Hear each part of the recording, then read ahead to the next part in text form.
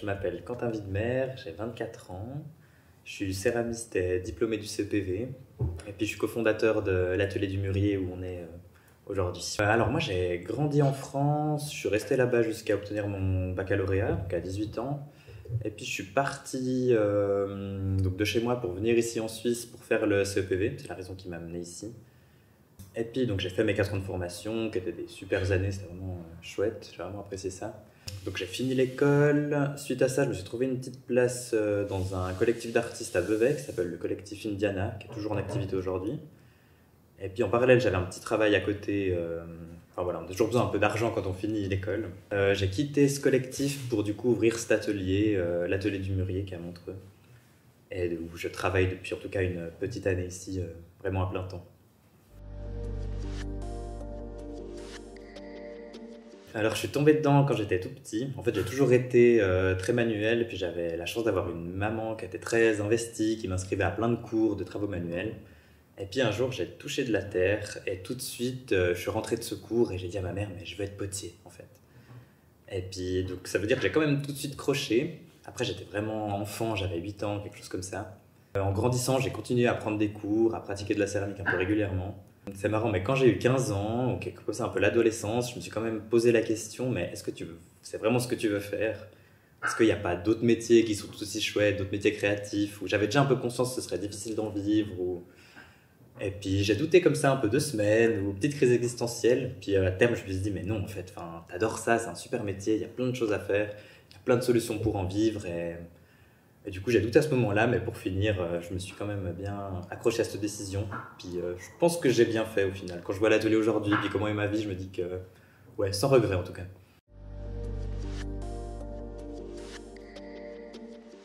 Alors, moi, je l'ai très bien vécu, c'était vraiment des super années. J'ai toujours été assez scolaire, j'ai toujours été bien intégré dans les écoles, je m'entendais bien avec mes profs. Et puis je trouve que les écoles d'art, enfin, alors ça convient, encore une fois, ça convient pas à tout le monde. Il y a vraiment des gens que ça détruit un peu, ou le cadre scolaire, pour le coup, les empêche de créer. Mais moi, le cadre m'a jamais vraiment dérangé. Puis, ouais, j'ai trouvé vraiment super d'avoir énormément de matos à disposition, qui soit gratuit. Je me suis rendu compte aussi de ça quand on a eu l'atelier, ben voilà, du prix des matières premières, des cuissons. Je veux dire, à l'école, on pouvait recouvrir une pièce entière d'or, c'était ok, hein, ça posait pas de problème. Donc il y avait ça. Et puis aussi, j'ai trouvé que les profs étaient super, qu'ils nous ont vraiment bien formés, ouais, sur tous les plans, sur toutes les techniques qu'il y avait à voir. Et puis aussi les camarades de classe, moi c'est vraiment quelque chose qui m'a plu, où socialement c'était vraiment hyper épanouissant en fait, d'être entouré d'artistes, d'autres céramistes, et ouais, j'ai trouvé vraiment chouette. Donc pour moi c'était vraiment des très très bonnes années. J'ai souvenir du prof chez qui je prenais des cours de poterie, Philippe Omer il s'appelle, il était à Bernay à Genève. Et puis, en fait, j'ai arrêté de prendre des cours chez lui pour commencer cette formation, puis du coup, j'en discutais avec lui. Et puis, il me parlait un peu avec nostalgie de lui de ces années-là, en me disant, mais en fait, c'était un peu les meilleures années de ma vie. Alors, je suis encore peut-être trop jeune pour dire que c'était les meilleures années de ma vie, mais en tout cas, c'était vraiment des chouettes années, quoi.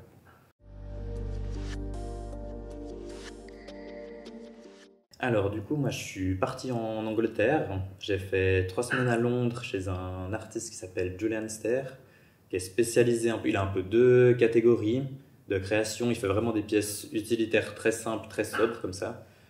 Et en parallèle, il fait des immenses jarres qu'il fabrique au Colombin qui font à peu près. Là, quand j'étais en stage chez lui, il faisait des jarres d'à peu près 1,50 m, mais parce qu'il était limité par la taille de son four, en fait. Mais pendant sa carrière, il avait travaillé dans une briqueterie, enfin, il a pu utiliser en tout cas l'espace d'une briqueterie pour ses créations. Mais du coup, là, les fours faisaient 3 mètres de haut, donc il a fait des jarres qui faisaient 3 mètres de haut.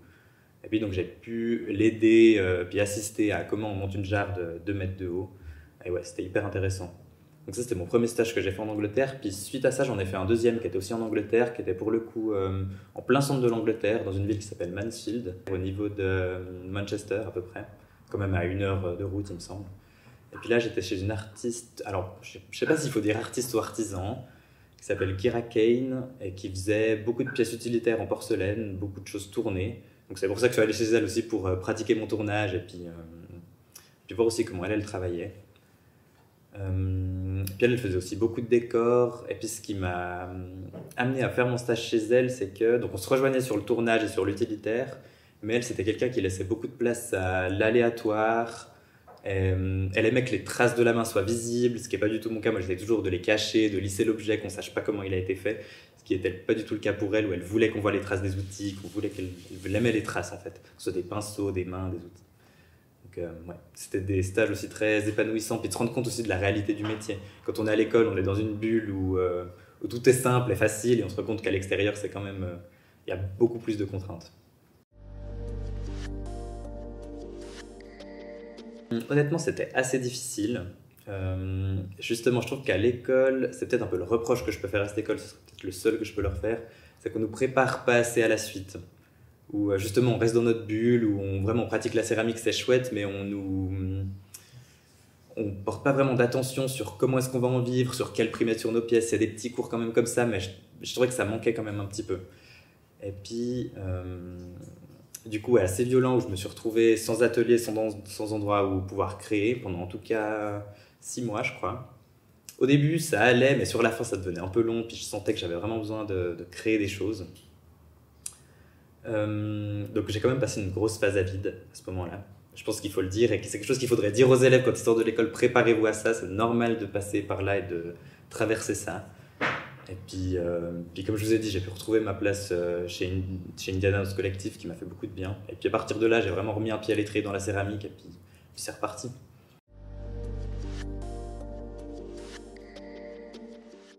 Non, là pour le coup, je produisais vraiment pour moi. Donc du coup, j'avais un petit travail à côté à 50% qui me prenait beaucoup d'énergie et de temps. Puis je trouve que la céramique, ça prend aussi justement beaucoup de temps.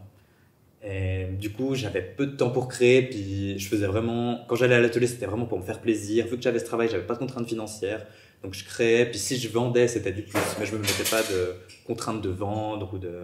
Après, j'ai eu quand même des collabs avec des designers quand j'étais là-bas, mais qui étaient assez ponctuels. J'ai fait aussi 2 3 commandes, mais j'ai beaucoup travaillé pour moi et pour mon plaisir sur les pièces que j'avais envie. Et puis c'était aussi justement le début de mon propre atelier, enfin voilà, il y avait tout ça à mettre en place, de se rendre compte des contraintes, d'utiliser aussi d'autres matériaux, qu'on n'a pas là les mêmes matériaux qu'à l'école, donc les apprivoiser, les cuire, se rendre compte comment ils réagissent, tout ce genre de choses. Il y avait quand même tout ça à mettre en place, qui a pris pas mal de temps, mais qui était très chouette aussi.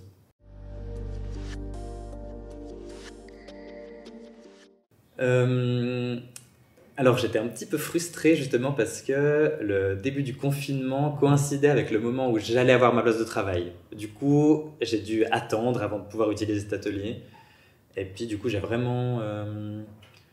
je crois que je l'ai relativement bien vécu. Il y a eu quand même des hauts et des bas. Il y a même des moments où on s'ennuyait un peu à être chez soi tout le temps. Mais j'ai fait des bonnes balades, j'ai pris le temps de dessiner, de faire un peu d'aquarelle. Et je crois que je l'ai assez bien vécu. Ouais. Puis justement, vu que je venais de commencer mon petit travail à côté, puis du coup, j'avais la chance que mon travail finance du coup ce moment de confinement. Du coup, j'avais pas de problème financier à me soucier, et j'ai pu vraiment ouais, me consacrer à vivre, à faire des choses que j'aimais, prendre du temps pour moi, me reposer, lire des livres. Ouais, donc je l'ai assez bien vécu, je crois. Alors moi, ça a été très bien parce que justement, j'avais cette place d'atelier qui se libérait, donc j'ai pu aller là-bas, pratiquer, puis ça m'a fait beaucoup de bien. Et puis justement, de reprendre une vie un peu active artistique et de reprendre aussi le travail à côté. Non, ça a bien été. En fait, donc dès qu'on a fini la formation avec Lilou, on avait tout de suite eu l'idée de faire un projet ensemble, ouvrir un atelier ensemble. Mais il y avait cette contrainte du local. Vraiment, il faut trouver un local où s'installer. Surtout qu'on a besoin, enfin, voilà. En céramique, on a besoin de beaucoup d'espace, d'eau courante, d'électricité, de prises trifasées pour nos fours. Et puis, du coup, il y a cette période où on a chacun trouvé notre place séparément dans des petits ateliers. Et puis, moi, j'étais bien où j'étais, donc j'aurais pu rester comme ça pendant franchement des années, je crois. Mais Lilou avait vraiment envie que les choses avancent et bougent. Du coup, c'est un peu elle qui a poussé le projet à avancer, puis elle s'est vraiment mise à chercher des locaux. On a visité pas mal de choses, on a posé beaucoup de dossiers, jusqu'à trouver ce local à Montreux qui répondait un peu à toutes les contraintes que je vous ai citées avant, puis qui, en plus de ça, était proche de la gare, proche du lac, très bien situé en plein centre de Montreux. Et puis, on a eu la chance donc de trouver ce local. Et puis, donc notre dossier a été accepté. Encore une fois, beaucoup de bol parce qu'en plein centre de Montreux, c'est un petit loyer, il y avait pas mal de demandes. Puis voilà, une fois qu'on a eu les clés, ben, ça a été beaucoup de mise en place, beaucoup de travaux. Comme je vous disais, il faut beaucoup de matériel pour la céramique. C'est toujours des choses très lourdes. Les tours, c'est lourd. On a un four qui est ici qui fait 500 tonnes, que 500 kilos, une demi-tonne, puis qui a été amené par un camion grue. Enfin, donc c'était une période aussi hyper intense, physiquement et puis mentalement aussi, mais qui s'est bien terminée. Une fois qu'on a un peu fait cette mise en place, ben, c'est devenu quand même plus du plaisir, où pour le coup on a pu créer, accueillir nos premiers élèves, et puis c'était une période assez chouette. Ouais. Bon, j'ai envie de dire que chaque journée est pareille, est toujours un peu différente, puisque je trouve que le processus céramique, il y a toujours plein de choses à voir, que ce soit entre le tournage, le décor, les cuissons, les émaux, c'est des choses qui n'ont rien à voir, donc chaque journée est différente. En général, je viens assez tard le matin, je suis un lève-tard, je ne suis pas du matin, puis franchement le matin, je ne suis pas en état de créer. Donc du coup, en général le matin, je vais tranquille à la maison, je petit déjeune, c'est un peu le moment pour moi, pour faire un petit loisir, prendre du temps. Puis en général, j'arrive ici vers 11 heures. Je bricole un petit peu deux, trois trucs. Il y a toujours un four à ouvrir, un peu de terre à recycler, des trucs qui sèchent, qu'il faut remballer. Donc je commence toujours par ça, par mettre en place. Et puis après, c'est tout de suite midi, 1 heure de l'après-midi. Donc là, je prends le temps de me faire à manger, de manger quelque chose. Puis pour le coup, c'est vraiment après l'après-midi où je me mets plus à produire, à être efficace et à créer vraiment. Puis après, je travaille des fois jusqu'à tard le soir, ça dépend. Ouais.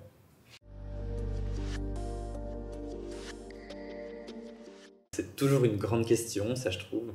Moi j'ai du mal avec la distinction entre artiste et artisan. Moi je trouve que tout se recoupe et qu'on est tous juste des créateurs en fait. Mais si moi je devais me situer, je me sens quand même très potier, très artisan. Parce que je tourne beaucoup, je fais beaucoup d'utilitaires. Je suis souvent aussi quand même, il y a ce côté production. On doit être assez rentable, on doit faire tant d'objets en tant de temps parce que le temps c'est de l'argent comme on dit malheureusement. J'aimerais bien avoir beaucoup de temps puis prendre le temps de décorer des pièces pendant des heures mais on peut pas toujours le faire. Même si je prends quand même le temps des fois, hein, faut se l'avouer. Ouais, du coup, je dirais vraiment potier artisan pour ma part. Mais je dénigre pas le côté artistique. Je me sens quand même, j'ai quand même une fibre artistique. Je suis très sensible à l'art et à tout genre de choses, quoi. Donc, j'ai quand même aussi un petit côté artiste.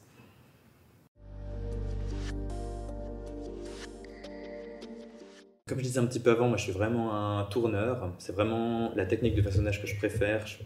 Ouais, je passe beaucoup de temps à tourner. Je suis très attiré par les formes. Puis moi, j'aime l'utilitaire aussi. Il y a vraiment quelque chose comme ça. Puis le tournage permet de faire de l'utilitaire. Justement aussi d'être assez productif. Du coup, c'est vraiment cette technique que je préfère. Après aussi, si c'était moi, je crois que je pourrais faire que du tournage, vraiment que ça. Mais je me suis rendu compte aussi vraiment à l'école que si on tourne juste une pièce, ben, on a juste une forme, mais elle n'a pas de couleur, elle a pas de... il manque quelque chose. Et puis du coup, au CEPV, j'ai vraiment pris le temps de développer des décors. Puis on avait une super prof de décor qui m'a vraiment fait aimer ce domaine-là, qui m'a fait aimer les couleurs, les motifs, ce genre de choses. Et du coup, j'aime aussi beaucoup décorer. Puis je trouve que le tournage appelle à un décor, je trouve que les formes méritent d'être ornées de quelque chose. Et du coup, je suis beaucoup attiré par l'utilitaire, mais j'aime bien aussi que ce soit des beaux objets, qui est un peu vraiment ces deux côtés, que ce soit des beaux objets qui servent.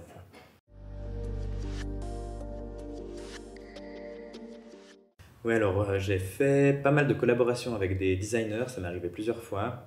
Donc là, ce qui est toujours assez intéressant, c'est qu'ils nous amènent des projets ou des objets qu'on n'aurait pas tendance à nous développer, parce que c'est des formes un peu inattendues pour des utilisations très spécifiques, alors que moi, je me contenterais de faire un petit peu de vaisselle avec mes formes à moi et ce genre de choses pour des usages plutôt quotidiens, puisqu'ils ont vraiment leurs idées, leurs projets. Donc de ce côté-là est chouette, puis la discussion avec eux est chouette, où eux ne se rendent pas forcément compte des contraintes du métier. Du coup, il y a toujours ouais, cette discussion qui est hyper importante pour équilibrer leurs demandes avec les contraintes du métier. J'ai fait aussi beaucoup de commandes pour des particuliers. Donc là, ça se rejoint aussi où les gens ont des envies très spécifiques de telle couleur, de machin que nous, on n'a pas forcément. Donc il faut aussi qu'ils s'adaptent à nous et nous s'adapter aussi à eux, leurs envies. Après, par exemple, un projet qui m'a pris beaucoup de temps cette année, c'était une collaboration avec le Musée Ariana. Donc j'ai eu beaucoup de chance d'être mandaté pour ce projet. En fait, là, ils refont progressivement, là, d'année en année, toutes les vitrines permanentes du musée. Donc, ils font vraiment salle par salle, ça leur prend beaucoup de temps, il y a toute une scénographie à imaginer, à faire. Et puis, tout au fond du musée à droite, ils refaisaient la pièce qui est sur les bleus et blancs chinois. Donc, les bleus et blancs, ça a été vraiment des pièces importantes pour l'histoire de la céramique.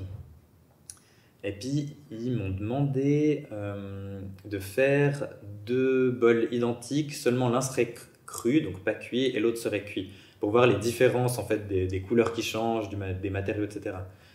Et puis, du coup, ils m'ont demandé de reproduire des décors chinois de l'époque avec les techniques de l'époque. Puis c'est des techniques au pinceau qui sont... Donc c'est toujours des décors hyper riches, assez complexes, avec des motifs très spécifiques. Et ça va demander beaucoup de temps, beaucoup d'exercices déjà pour reproduire ces motifs. Et il y a toujours cette contrainte de la céramique où on peint sur du volume. Et j'ai dû m'acheter des pinceaux spécifiques juste pour faire ces bols-là parce que j'avais pas le matos nécessaire. Et du coup, j'étais vraiment content de ce projet-là. Puis c'est vraiment une fierté d'avoir des bols dans une vitrine permanente dans un musée, quoi. Ils seront là pour en tout cas 5 ans. Donc je me dis, c'est plus qu'une expo qui est ponctuelle pour quelques mois, ça reste vraiment pour longtemps. Et je suis hyper content de ce projet-là. Ouais.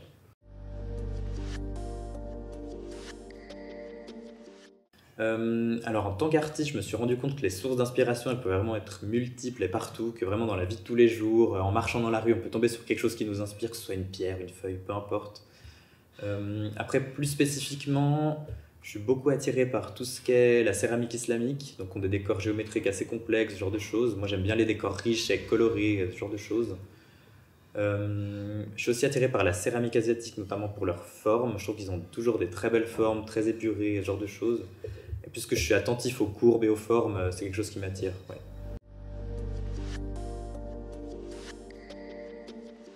Ah, vaste question.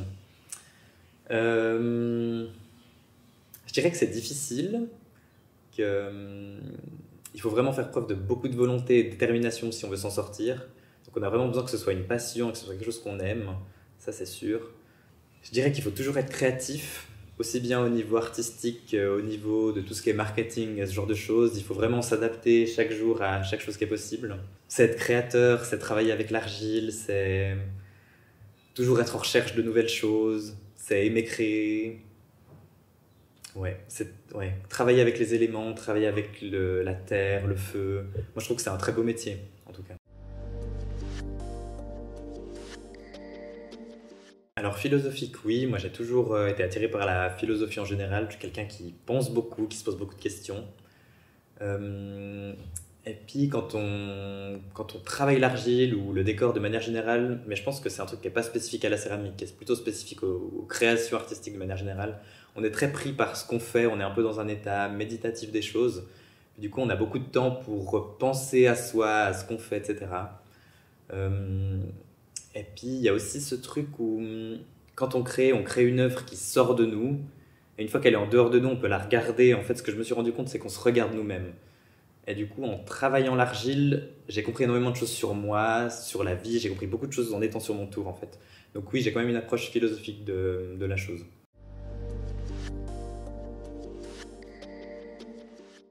Alors c'est marrant, mais j'ai envie de dire juste que avoir cet atelier aujourd'hui à Montreux, d'avoir tout cet espace, tout ce matos à disposition, c'est déjà quand même une situation assez rêvée.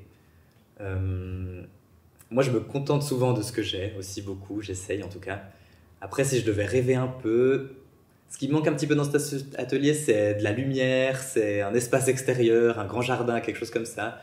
Donc si je rêvais vraiment, ce serait plutôt un atelier avec des grandes baies vitrées qui seraient ouvertes sur l'extérieur, où on peut presque décorer sur une table à l'extérieur, en plein soleil, ou ce genre de choses.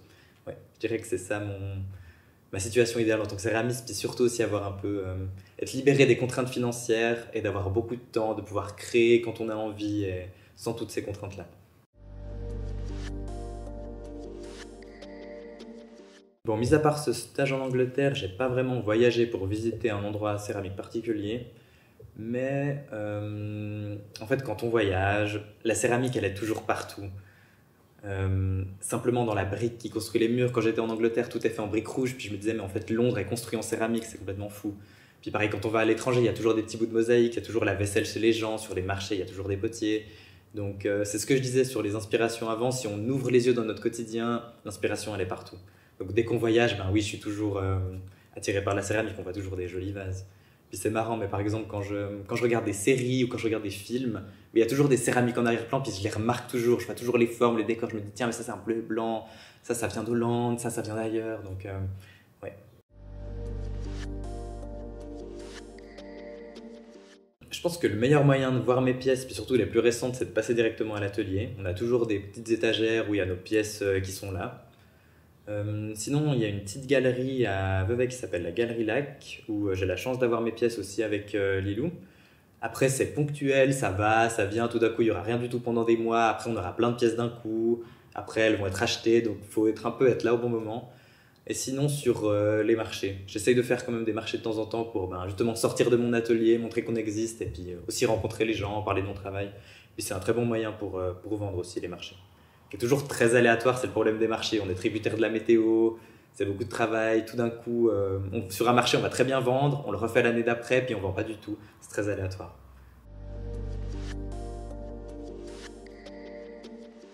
Moi, j'ai envie de vous dire merci pour votre interview, que c'est super de pouvoir parler de tous ces aspects du métier peut-être qu'on ne voit pas, et aussi dont les gens ne se rendent pas forcément compte. Typiquement sur les marchés, ils voient nos pièces finies, mais ils ne se rendent pas compte de tous les processus, des contraintes. Ils voient seulement l'objet qu'elle a, alors qu'il y a 10 heures de travail derrière un objet. Ouais. Puis moi, je suis très intéressé, ce qui m'a poussé dans la céramie, c'est justement les processus, et c'est pas forcément l'objet fini en lui-même. Même si j'adore la céramique et je trouve qu'il y a des très beaux objets, ce que j'aime vraiment, plus que l'objet en lui-même, c'est faire, c'est créer, c'est les techniques céramiques. Ouais. Voilà. Merci. Trop bien.